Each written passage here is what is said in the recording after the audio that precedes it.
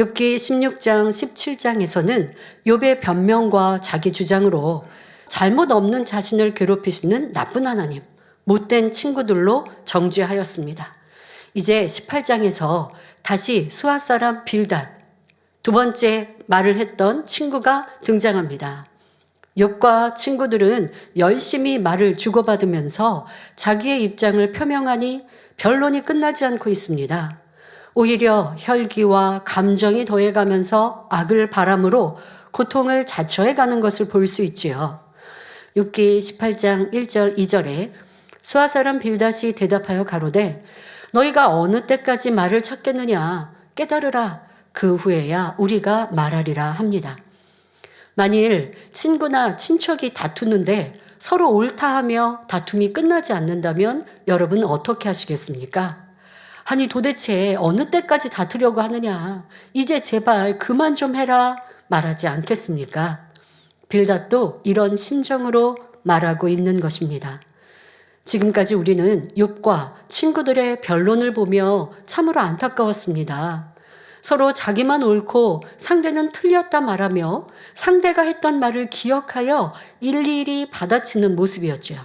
상대편도 자기가 옳다고 생각하기 때문에 물러서지 않는 것이니 더 큰 다툼으로 번지기 전에 내 편에서 변론을 멈추는 것이 현명하지요.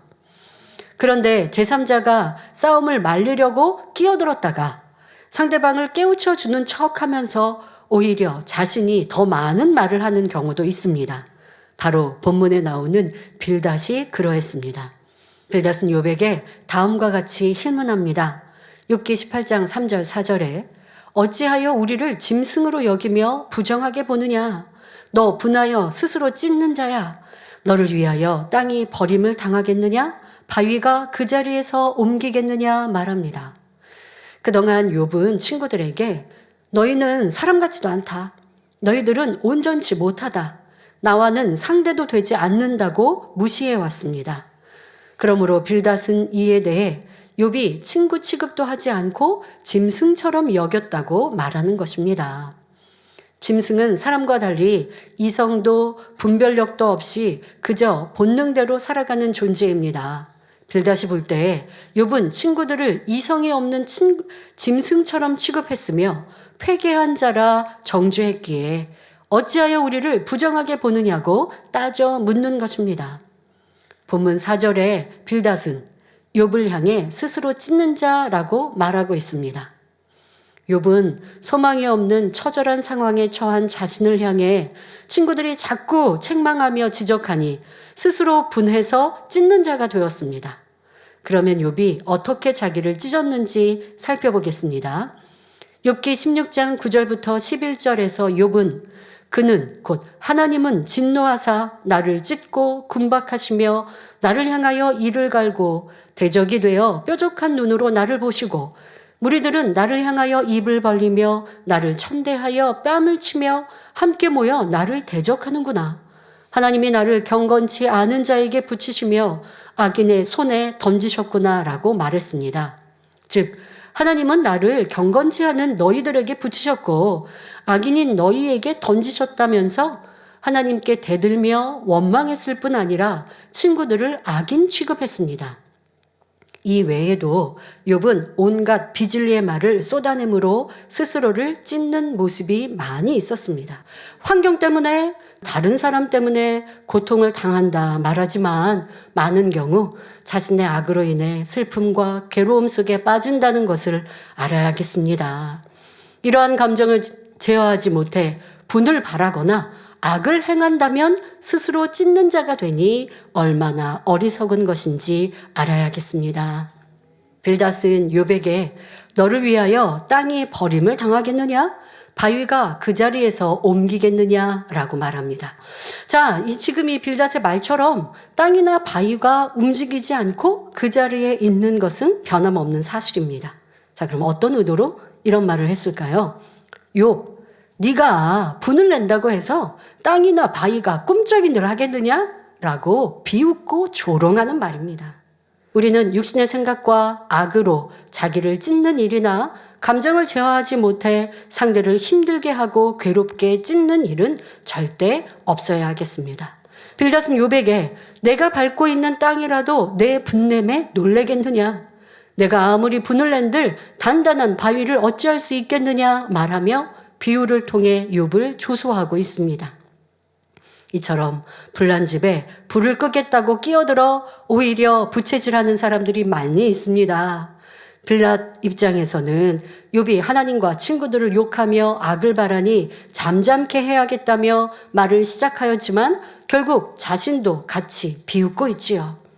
이처럼 상대방이 잘못해놓고 오히려 화를 내며 악을 바란다 할지라도 그를 조롱하거나 조소하지 말아야 합니다. 이는 상대의 악한 감정을 더욱 바라게 하는 것입니다.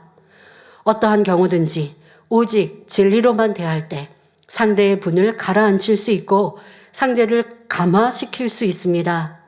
데살로니가전서 5장 15절에 삼가 누가 누구에게든지 악으로 악을 갚지 말게 하고 오직 피차 대하든지 모든 사람을 대하든지 항상 선을 쫓으라 말씀한 대로 상대에게 선으로 악을 깨우쳐 줄 수 있어야 비로소 그 악을 멈추게 됩니다.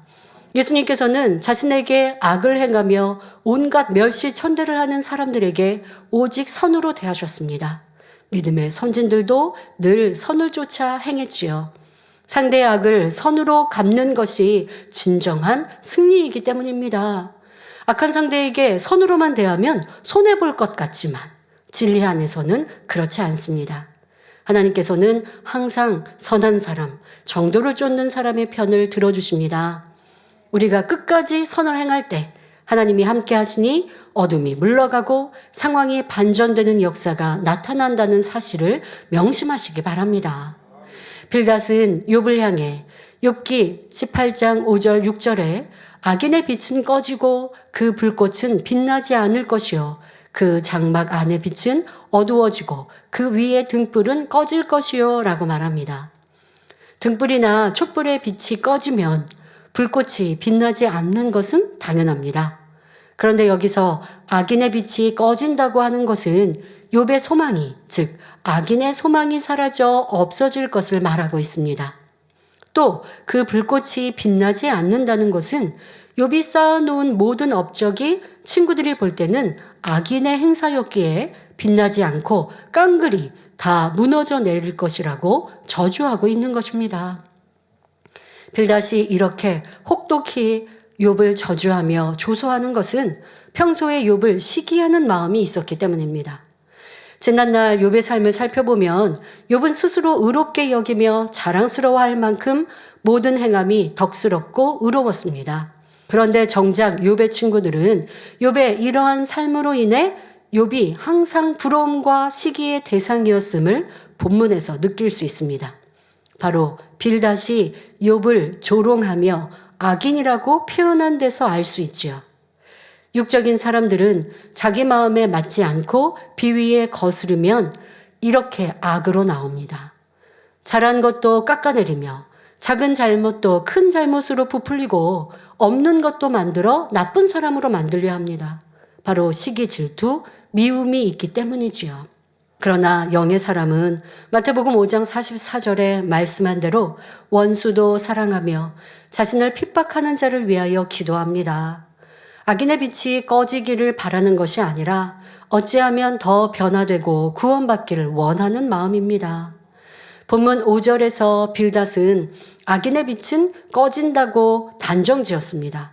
그런데 이어지는 6절에서 악인의 장막 안의 빛은 어두워지고 그 위에 등불은 꺼질 것이라고 말하는 것은 5절 말씀이 서서히 이루어지는 진행 과정을 표현한 것입니다. 즉 악인의 빛이 점점 어두워져서 마침내 등불이 완전히 꺼지게 된다는 것이지요. 친구를 향해 이렇게 말하고 있으니 얼마나 악독한 저주입니까? 진정 하나님을 믿는 진리의 사람이라면 욥과 같이 힘을 잃어가는 사람을 대할 때 어떻게 해야 할까요? 어찌하든 희망을 주고 소망을 심어주어 의인의 길로 나올 수 있게 해야 합니다. 이것이 하나님의 자녀다운 모습이지요. 이어지는 본문을 보면 욥을 향한 빌닷의 저주의 말이 계속됩니다. 욥기 18장 7절에 그 강한 걸음이 고나여지고 그 베푼 꾀에 스스로 빠질 것이니 말하였지요. 평소에 욥은 스스로 모든 것이 완벽하고 온전하다고 생각하였기에 그 걸음에 힘이 있었습니다. 자신감이 있는 걸음걸이였고 그 위세가 당당했습니다. 이 또한 친구들의 부러움과 시기 질투의 원인이 되었지요. 물론 평소에는 친구들에게 이 마음이 감추어져 있었습니다. 그러다가 욥이 무너져 내리는 상황이 이르니 시기 질투했던 마음이 드러나고 있는 것입니다. 이러한 마음은 비단 욥의 친구들만의 마음이 아니요 우리 인생들의 보편적인 마음임을 알아야 합니다. 육의 사람의 마음은 대부분 이와 같다고 할 수 있습니다. 그렇기 때문에 하나님께서는 욥기 말씀을 허락하셔서 모든 성도님들이 속히 육의 마음을 뽑아내고 영의 마음으로 변화되기를 바라시는 것이지요. 빌닷은 욥의 강한 걸음이 고나여지고 그 베푼 꾀에 스스로 빠질 것이라며 과거에 욥이 행해왔던 모든 것을 꾀라고 말하고 있습니다. 이 꾀로 말미암아 스스로 올무에 매었다고 말하며 욥이 과거에 쌓았던 업적을 깔아뭉개고 있습니다. 빌닷의 감추어졌던 악한 마음, 사랑이 없는 마음을 적나라하게 드러내주는 말이지요. 마음에 영적인 사랑이 있으면 남이 잘 될 때에 시기 질투하지 않습니다. 마태복음 5장 46절에 너희가 너희를 사랑하는 자를 사랑하면 무슨 상이 있으리요? 세리도 이같이 아니하느냐 말씀합니다. 자기를 사랑해주는 사람을 사랑하는 것은 하나님을 믿지 않는 세상 사람들도 죄인들도 할 수 있습니다. 그러나 우리 하나님의 자녀들은 자기를 사랑하는 사람만이 아니라 원수까지라도 사랑하는 영적인 마음을 이루어야 합니다. 이는 우리가 먼저 그런 사랑을 받았기 때문입니다. 아버지 하나님께서는 우리가 죄인 되었을 때에 우리를 위해 귀한 독생자를 내어주셨고 예수님께서는 우리 죄를 대속하기 위하여 십자가에 달려 물과 피를 다 흘려주셨습니다. 이 모든 것이 우리에게 조건 없이 주신 하나님의 사랑입니다. 하나님께서는 이러한 사랑을 받은 우리가 서로 사랑하기를 원하십니다. 누가복음 6장 27절부터 28절에 그러나 너희 듣는 자에게 내가 이르노니 너희 원수를 사랑하며 너희를 미워하는 자를 선대하며 너희를 저주하는 자를 위하여 축복하며 너희를 모욕하는 자를 위하여 기도하라 말씀하십니다.